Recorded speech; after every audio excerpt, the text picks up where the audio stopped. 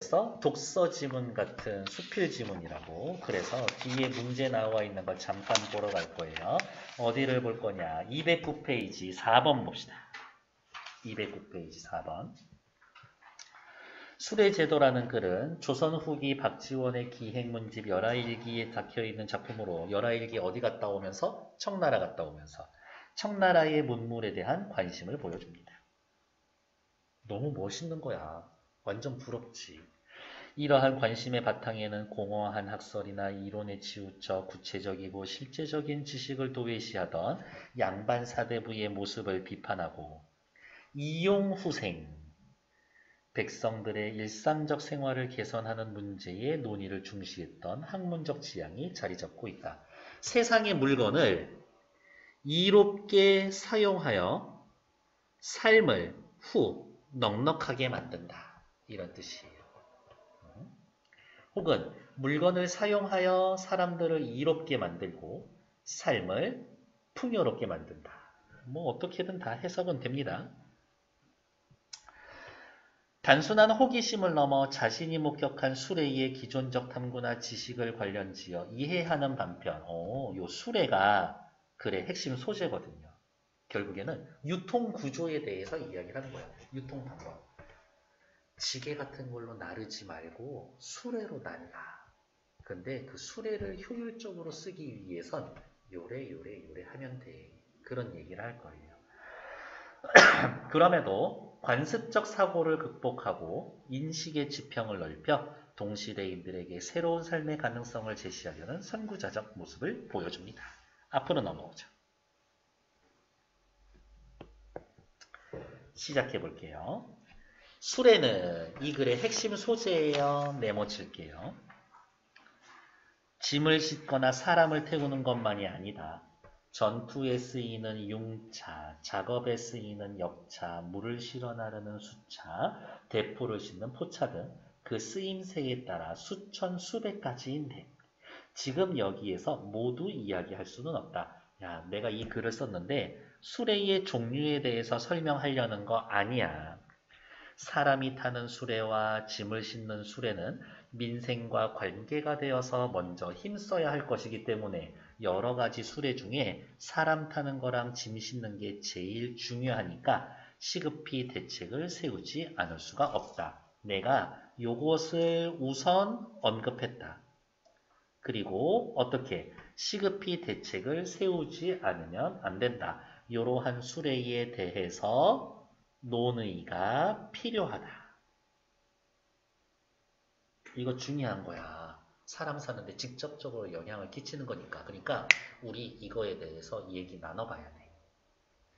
나는 전에 담원 홍대용, 성재 이광여 등과 함께 전부 다 실학자들이에요. 수레제도에 대해 강론한 바가 있다.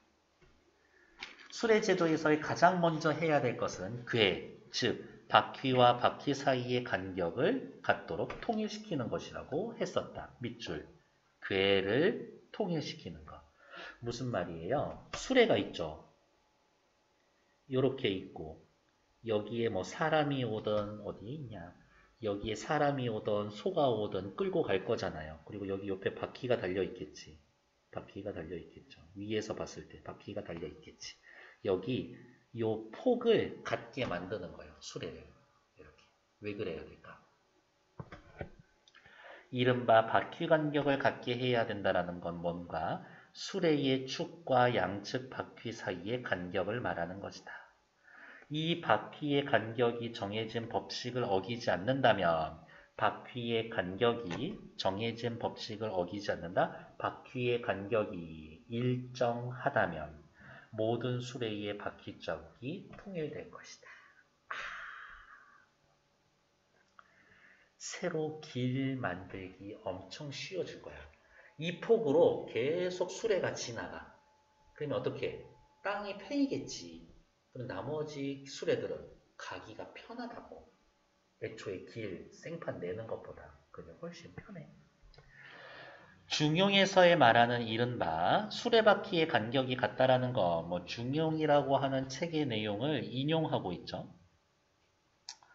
거동궤라고 이야기합니다.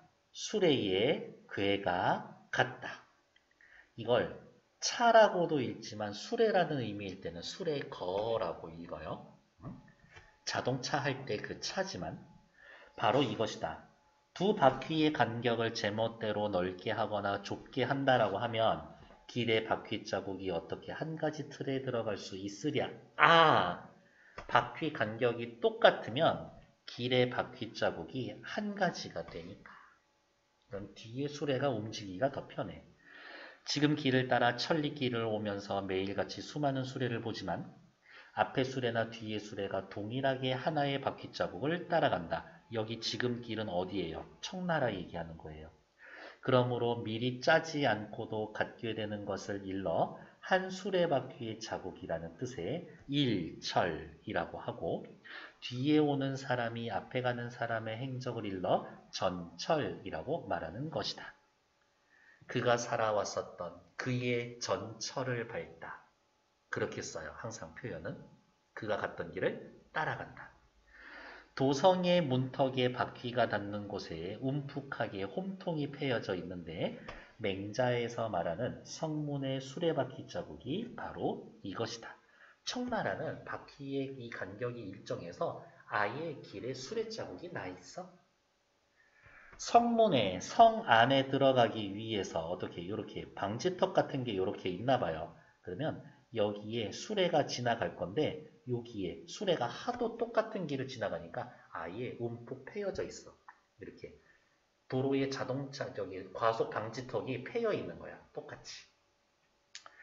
우리나라에는 일찍이 수레가 없었고 문제점이지. 아직 바퀴가 완전히 둥글지도 않고 바퀴 자국이 하나의 궤도 들지 않으니 수레가 없는 것과 마찬가지다. 쭉 빗줄 그어 놓으면 어떻게 해요? 이게 우리나라의 현실. 부정적 현실이죠. 왜요? 수레가 있어도 수레가 그 기능을 제대로 발휘하지 못하는 상황인 거지.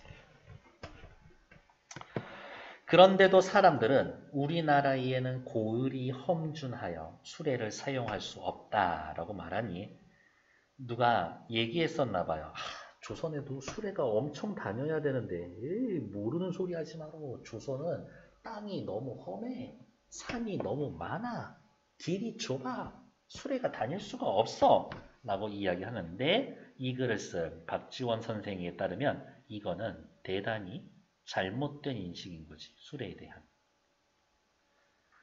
왜냐? 청나라에서 저기 갈 수 있어?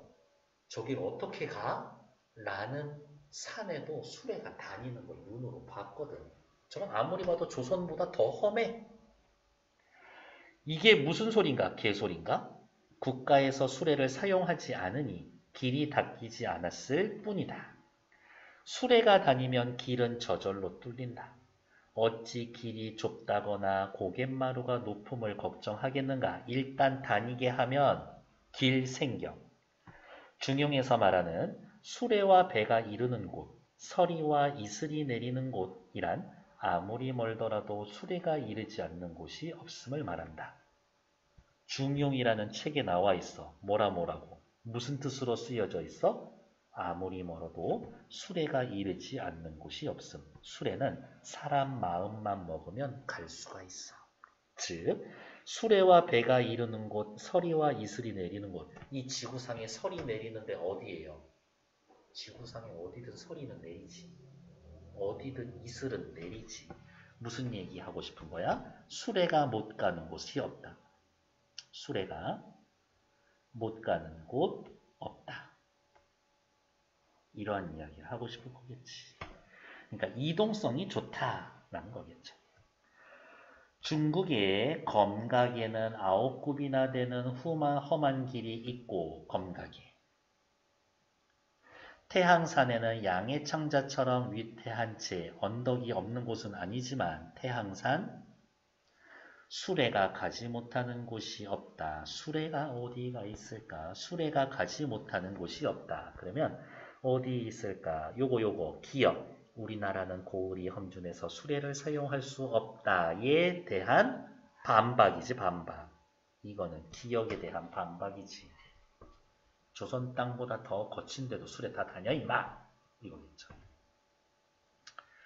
이 때문에 섬서, 사천, 강소, 광동, 복건, 광서 먼 곳이라도 큰 장사꾼과 가족을 이끌고 부임하는 관리들이 수레바퀴를 서로 부딪혀 가기를 자신의 마당을 밟고 가듯 하는데 수레만 타고 길만 생겨 있으면 아무리 멀고 험해도 마당을 밟고 가듯 아주 쉽게 갈 수가 있는데 수레가 내는 굉음이 마치 구름이 없는 백주대낮에 내성병력 같은 소리가 난다. 못 갈 곳이 없다.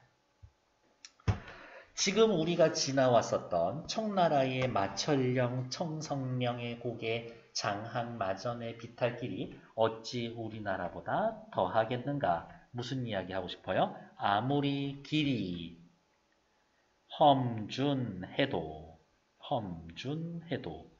수레는 갈 수 있다. 수레는 오케이. 어떻게 하면? 마음만 먹으면. 이런 얘기죠. 그 바위가 가로막고 험준함은 모두 우리가 눈으로 본 것인데 그렇다고 중국 사람들이 수레를 없애고 통행하지 않던가? 어떻게든 길을 만들어 낸다. 중국의 풍부한 재화와 물건이 어느 한 곳에 막혀 있지 않고 사방으로 옮겨 다닌다. 무슨 얘기하고 싶은 거예요? 지금식으로 이야기하면 물건을 움직이는 유통구조와 도로가 상당히 발전해 있다. 이런 이야기를 하는 거겠죠. 모두 수레를 사용하는 이점 때문이다. 당장의 효과를 따져보더라도 우리 사신 일행이 모든 폐단을 없애고 우리가 만든 수레에 우리 물건을 싣고 곧바로 북경까지 간다면 편리할 텐데 도대체 무엇을 꺼려서 하지 않는 것인가? 수레는 이처럼 경제적으로 유용한데 왜 조선에서는 그것을 꺼리는가? 라면서 비판하고 있는 거지. 영남 지방 아이들은 새우젓이 뭔지 몰라. 관동 지방 사람은 산사나무 열매를 절여서 간장을 대신하고 없어서 그냥 익어 먹고 간장 먹어. 서북 사람들은 감과 귤을 본 적이 없어서 구분을 못해. 바닷가 사람들은 이 많은 생선을 잡아서 딴 데 팔아서 돈을 벌면 되는데 갖다 팔 수 있는 방법이 없으니까 그냥 밭에 거름으로 쓰이고 있어. 무슨 얘기하고 싶은 거예요? 어쩌다가 한번 이것이 서울에 오면 한 움큼의 한입값 왜 그렇게 비싸게 되었는가? 어느 나라, 조선은 어떻다라는 거예요? 물자에 유통이 되지 않습니다. 이 이야기 하고 싶은 거죠. 육진지방의 마포, 관서지방의 명주, 삼남지방의 답조기, 황해도의 솜쇠, 충남의 소금, 생선 등 모두 민생 일용품 중에 뺄 수 없는 물건이다. 충북 청산 보은의 수천그루의 대추, 황해도 봉산의 배, 흠양 남해의 귤, 유자, 충남 인천 한산의 수천그루의 모시, 관동 지역의 수천동의 벌꿀은 사람들이 날마다 필요한 물건으로서 이 세상엔 수많은 민생 일용품이 있어. 수많은 필요한 물건들이 있어. 수레가 있어서 유통이 잘 되어 서로 바꿔 써서 도움을 주는데 누가 싫다고 할 수가 있겠는가? 서로 바꿔 써서 도움을 줄 수 있어. 뭐를 하면? 물자 유통을 하게 되면 이러한 일이 생길 수가 있지. 그러면은 어떻게 될 거예요? 백성들의 삶이 윤택해질 텐데. 왜 안 하는 거야? 그러나 이 지방에선 천한 것이 저 지방에선 귀하고 이름만 들었을 뿐 물건을 볼 수 없었던 까닭은 대체 무엇 때문인가? 답은 이미 나와 있죠. 유통이 제대로 안 되니까. 가져올 힘이 없는 것이다. 가져올 힘, 다른 말로 유통 능력.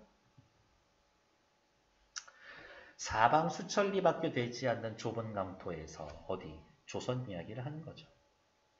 백성의 살림이 이토록 가난한 것은 한마디로 국내에 수레가 다니지 않기 때문이다. 수레가 다니지 않기 때문에 백성들이 가난하다. 이렇게 화살표 해도 되겠죠. 자, 그러면 다시 물어보자. 수레가 왜 못 다니는가? 한마디로 선비와 벼슬아치의 죄이다. 비판의 대상이 이제 일로 옮겨오고 있죠. 관리놈들이 정신 안 차려서 그래. 사대부들이 평생 읽는다라는 글은 주례라는 성인의 저술인데 거기에 거인, 수레를 탄 사람, 윤인, 바퀴 타고 다니는 사람, 여인, 수레예요. 여인의 여, 주인의 주, 전부 다 수레예요. 그러니까 이거지. 조선의 선비놈의 새끼들, 니들 맨날 보는 책에 수레와 관련된 단어가 이렇게 많은데 이놈들 그저 입으로만 외울 뿐이고 입으로만 외울 뿐이고 수레를 만드는 법이 어떤지 수레를 부리는 기술이 어떤지 연구하는 거는 없다. 니들 글 공부하는 거 어떻게 실생활에 도움이라는 건 1도 안 되면서 그냥 관념적인 거야. 뜬구름 잡고 있는 거지. 에이. 소위 건성으로 읽는 풍월뿐이다. 그래봐야 학문에 뭐가 도움이 되겠는가.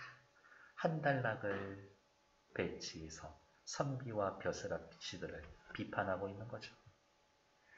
누에 꼬치를 켜는 수레인 소차는 더욱 기묘해서 마땅히 본받아야 한다.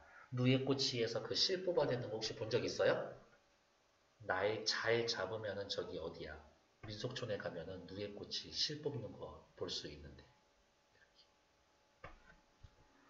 간단하게 말씀을 드리면 이렇게 통이 있어요. 나무통에 뜨거운 물을 부어 그리고 여기 있지 그 누에꽃이 있지 하얀색 누에꽃이 그거를 침 발라가지고 한실 살살살살 뽑아낸 다음에 여기에다가 이렇게 때려 넣어 물에다가 넣어 그 실 여러 개를 이렇게 묶어서 요만한 고리에다가 이렇게 실들을 다 통과시켜 그리고 그걸 하나로 묶어서 여기에다 걸고 연 날리는 그거 있죠. 물레있지. 거기에다가 걸어. 이렇게. 옆에 있으면 진짜 번데기 냄새 나거든. 되게 지금 맛있어. 맛있다가 아니라 되게 고소한 냄새나. 유원지 파는 번데기가 그 누의 개예요. 번데기. 번데기 먹니? 번데기 드셔? 그래. 아무튼 볼게요. 누에 꼬치를 켜는 소차는 더욱 기묘해서 마땅히 본받아야 한다. 큰 톱니바퀴로 만드는 것은 맷돌을 돌리는 법과 동일하다. 소차의 양 끝에는 톱니바퀴를 만들어 들쑥날쑥하게 이가 맞물려 쉴 새 없이 돌아가게 한다.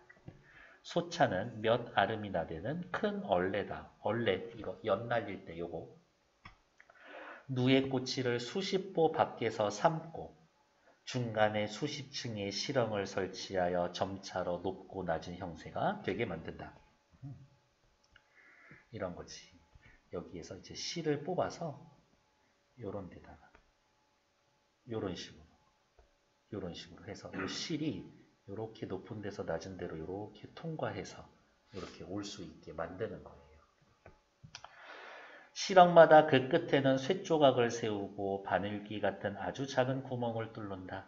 그 구멍에 실을 끼워 기계가 움직이고 바퀴가 돌게 한다. 바퀴가 돌면 얼레가 돌아가고 톱니가 맞물려 빠르지도 느리지도 않은 적당한 속도로 천천히 실을 뽑아내는데 실끼리 서로 부딪히거나 맞닿은 일 없이 자연스럽게 돌아가므로 가는 실과 거친 실이 같이 나올 염려가 없다. 지금 어디 얘기한 거야? 청나라에서는 누에를 이용해서 실을 뽑을 때 이렇게 기계로 뽑는다고. 근데 이 시절에 조선에서는 어떻게? 하나하나씩 뽑고 있는 거야. 살살살살살 굴려가면서. 그러니까 사람 손이니까 실의 굵기가 일정하지 않지. 질이 낮아. 솥에서 삼긴 고치가 나와 얼레에 들어갈 즈음 두루 쇠구멍을 지나가게 돼서 실에 붙었던 털이나 까끄라기 같은 것들이 떨어져 나가 얼레에 들어가기 전에 실의 바탕이 건조되어 깨끗하고 투명하여 빛이 나고 다시 수고스럽게 잿물에 빨 필요 없이 배틀에 올려 바로 실로 사용해도 된다. 중국에서는 이렇게 기계를 활용해서 편하게 질 좋은 실을 만들어낸다. 우리나라에서의 고치 켜는 법은 오로지 손으로 당겨서 훌치는 것만 알지 수레를 사용할지 모른다. 되게 나쁜 말이지만 어때요? 원시적이야. 조선에서는. 기계를 쓰지 않아. 명주실이 사람의 손을 타므로 이미 실로서 천연적이고 자연스러운 품새가 없어지고 손으로 뽑아내기 때문에 손에 체온이나 이런 거에 영향을 받잖아요. 실을 빼는 속도가 일정하지 않아 실끼리 부딪히거나 맞닿을 때 실과 고치가 안정되지 못하고 제멋대로 날뛰고 함께 나아가 고치판에 쌓이기도 한다. 질이 낮아. 실끼리 엉켜 실의 갈피가 없어지고 엉겨붙고 말라붙어서 실이 광택을 잃어버린다. 하급품. 부스러기가 틀어맞고 알맹이가 뚫뚫 감겨 끊어졌다. 이어졌다 해서 실을 잡는 사람이 거친 실을 골라내고 가는 것만 챙기다 보니 입과 손가락이 함께 고생을 한다. 손으로 고치를 켠다라고 해요. 손으로 고치를 켜면 어떻게?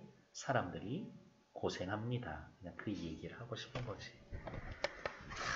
이렇게 봤었을 때 그렇게 복잡한 기계가 아닌 것 같은데 왜 안 쓰지?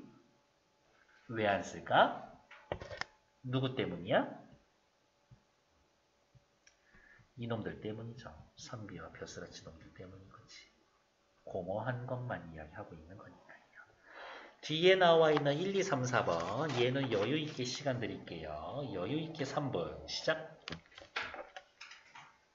요거 하고 조금만 쉬었다 할게요. 위 글쓴이에 대한 이해로 적절하지 않은 것은 1번. 수레의 종류 다양해. 근데 일단 지금은 사람 타는 거랑 물건 나르는 그 수레만 이야기를 할 거야. 오케이. 1번 좋아.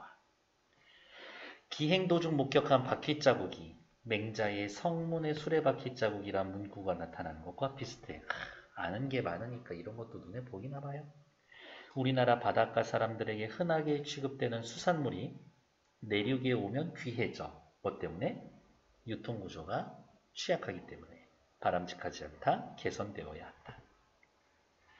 백성이 곤궁하게 살아가는 이유가 물자를 가져올 힘이 없기 때문에 짐을 싣는 수레를 사용하면 문제 해결할 수가 있다. 수레소! 누이꼬치에서 실을 뽑는 작업을 할 때 명주실이 사람의 손을 많이 타면 탈수록 더 질이 떨어지죠. 4번, 5번이 틀렸네. 다음 A에 대한 속성으로 가장 적절한 것은 A 뭔데요? A 어디가 있어? 중국에서 저기 누구야? 명주실 뽑아내는 그 과정에 대해 이야기하는 거죠. 기계가 이렇게 생겼어. 이렇게 굴러가고 있지. 그러면 엄청 효율이 좋아. 정답은 2번. 대상이 작동하는 원리와 과정을 서술해서 효용적 가치, 쓸모가 있어. 효용적 가치라는 말 어렵게 생각하지 마십니다. 쓸모 있어. 도움이 돼. 다음. 글쓴이가 기역을 반박하는 방식. 기역 뭐예요? 우리나라에는 고을이 험준해서 수레를 사용할 수가 없다. 라는 사람에 대해 이제 하나하나 조목조목 따져가면서 어떻게 해요? 명치 때릴 거예요. 네가 한 말 다 틀려먹었다 얘기. 자, 답 찾으러 갑시다. 1번. 수레의 높은 이동성을 보여주는 옛 문헌의 문구를 이용하고 있다. 어디? 여기죠. 수레는 어디든 갈 수 있어. 중용이라는 책에 나와 있지. 아무리 멀더라도 수레가 이루지 않는 곳이 없음. 3의 1번. 3의 2번. 중국에서는 아무리 험한 곳에도 수레가 많이 다닌다. 어디? 검각, 태항산. 이렇게 위태한 자해가 없는 것은 아니지만 수레가 가지 못하는 곳이 없다. 3번. 우리나라에서는 법식에 맞는 수레가 없어서 길이 만들어지지 않은 것이다. 우리나라에는 수레가 다닐 수 있는 길이 없어. 어디 있을까? 여기 요 부분이죠. 어디가 있냐? 두 바퀴의 간격이 정해진 법칙을 어기지 않으면 수레바퀴가 통일이 되어서 다 잘 갈 수 있을 텐데 조선은 그렇지가 않아요. 라고 이야기하죠. 4번 수레를 잘 몰 줄 아는 사람이 있으면 험준한 곳에서도 수레를 사용할 수 있다? 사람이 없어서 그래. 면허가 없어서 그래. 수레에 몰 수 있는 사람이 없어. 그런 사람들을 양성해야 돼. 그런 얘기가 없지. 그러니까 정답은 4번. 5번 국가에서 수레를 사용하면 수레가 다닐 수 있는 길이 자연스럽게 닦이게 될 것이다. 국가에서 그것을 정해주면 됩니다. 여기 있네요. 국가에서 수레를 사용하지 않으니 길이 닦이지 않았을 뿐 수레가 다니면 길이 저절로 뚫린다. 그래서 3번의 답은 4번. 4번 문제 확인하러 갈게요. 3번에 어디가? 3번에 일단 4번. 사람 이야기 하는 거는 아니다. 다음 내려와서 사람이 타는 수레와 짐을 싣는 수레는 민생과 관련되어 있으니까 먼저 힘써야 한다. 수레에 대해 관심이 있어 이용후생, 이롭게 사용하여 삶을 넉넉하게 한다. 학문적인 지향. 실학사상이 반영된 거. 1번 괜찮아. 담원 홍대용 이장여와 같이 수레제도에 대해 강론한 바 있어. 나 옛날부터 수레 얘기했거든. 기존부터 탐구해왔고 수레를 이제 이해하려고 하는 거야. 괜찮죠? 누가 싫다고 하겠어? 청나라 문물에 대해 탐구하는 일을 동시대인들이 긍정적으로 아니요. 수레가 잘 다녀서 유통이 잘 확보가 되어 있고 물물을 잘 받아들일 수가 있으면 누가 싫어하겠어? 그 이야기인 거지. 답 3번 틀렸다고 해야죠. 선비놈들, 관리놈들, 건성건성 읽는 풍월은 수레와 관련된 구체적이고 실제적인 지식에는 무관심한 사대부의 삶. 맞죠? 우리나라의 고치 켜는 법을 돌아본 데에서 지식 확장을 통해 당대 조선 백성들에게 새로운 삶의 가능성. 이렇게 하면 기계 같은 거 쓰면 인생이 엄청 편해지는데 왜 안 쓰는겨? 이야기하죠. 5번 괜찮아. 답은 3번. 10분만 쉬었다 할게요. 괜찮을까?